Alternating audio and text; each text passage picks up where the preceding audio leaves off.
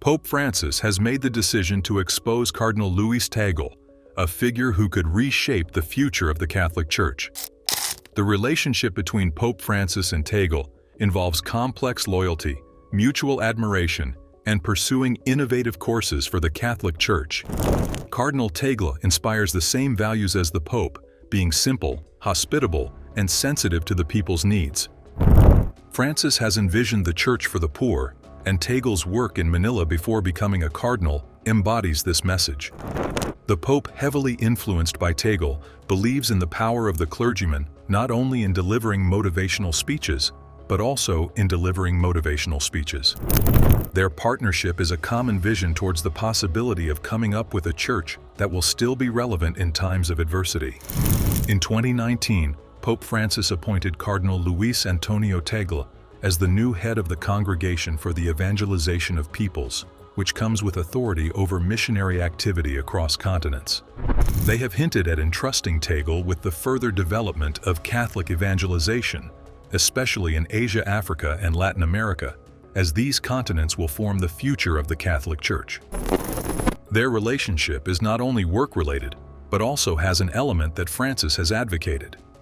Both leaders have pointed to the values of compassion rather than doctrine conversation and doing instead of talking. Tells path within the Church evidence of a potential shift toward change from Manila to the world stage. Tagle was born in 1957 in the Philippines and was fully grounded in his community and dedicated to the poor. He decided to study theology and become one of the leading figures in the Catholic Church. He entered a leadership journey when he became the Archbishop of Manila in 2011. Tagle's new role will be a challenge, as he quickly assumed the role of a reformist, trying to return care for the Church and people missionary work, and a passion for the actualization of justice sermons. His touching and heartwarming sermons can speak to the life experiences of millions, making him incredibly popular and being called Asia's Francis. Pope Francis has made several promotions that have revealed his increasing power within the Vatican while serving as the president of Caritas International, a Catholic charity organization of 165 countries. Cardinal Luis Tagle, a prominent figure within the Catholic Church, has been instrumental in promoting communication between different cultures and ideologies. His appointment as prefect of the Congregation for the Evangelization of Peoples in 2019 marked a turning point in the Church's evangelism efforts, with Tagle actively participating in the reorganization of the Church's evangelization strategies in non-Western countries, including Asian and African ones. His popularity is attributed to his skills in diplomatic moves and a sound theological mind, which have placed him as a leader capable of dealing with the complexity facing the Church. As Tagle's influence at the Vatican grows, speculation arises about his potential involvement or even candidacy for the next pope. Under Tagle's leadership, the Church has shifted its focus towards those at the margin, often referred to as a church for the poor. This vision has benefited from having Tagle by its side, advocating justice, kindness, and compassion to society. Pope Francis's focus on the margins has been demonstrated by his role as president of Caritas Internationalis, overseeing anti-hunger campaigns, providing shelter to refugees, and confronting the challenges of climate change. His capacity to negotiate for resources and coax individuals into action has established him as a key player in the Church's charity portfolios. Despite criticisms of the Church's focus on political correctness, Pope Francis and Cardinal Tagle have stood their ground, knowing that if the Church does not address these and other current issues, it will become irrelevant. They have also attempted to bring the Church into more direct contact with people, fostering positive relations in an increasingly divided world. In the context of rapid change, power struggles have always nurtured the Roman Catholic Church's authority. The daily battles between reformists like Pope Francis and Cardinal Tagle provide a fascinating drama of unspoken struggles. Pope Francis has brought further reformative change in his papacy by rebuking clericalism and speaking out on sensitive matters such as migration, climate change, and economic transparency. He has issued a stark warning that the Earth will become uninhabitable without concrete action taken on climate change. Cardinal Luis Tagel's active role in the Vatican signifies a significant aspect of the power struggle within the Church of Rome, as he fits into Pope Francis's vision of the Church as merciful and focused on the peripheries. However, his sensible management style and orientation on dialogue and participation contradict more conventional views regarding Catholic theology, raising expectations and questioning the possibilities of success, POS hurdles. With Pope Francis taking the initiative to clean up the Vatican's financial institutions, one of the most crucial domains that has been embroiled in this power struggle is financial oversight. As a result of Tell's support for reform ideas, he has found himself in conflict with established power groupings. His succession adds a more complicated element to these dynamics, as the enhanced visibility of Tell among other individuals offers reason to contemplate what sort of future the Church will be leaning toward. His successor also adds a more difficult dimension to these dynamics.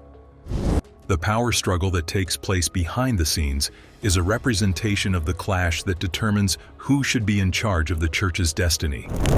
These dynamics are not exclusive to the Vatican alone. Rather, they extend to dashes in every nation and have an impact on the way that leaders manage situations in many different countries across the globe. In spite of the fact that many conservative components were still in operation, the reform that demonstrated the growing gap between unity and traditional Catholicism became the defining characteristic of this period in the Catholic Church.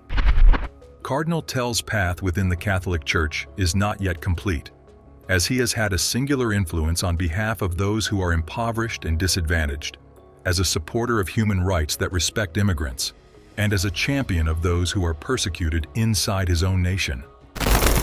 In spite of the fact that he is wielding this authority while overextending the institution with deeply rooted internal and external disputes, he is seen as a beacon of hope for progressive Catholics all over the globe.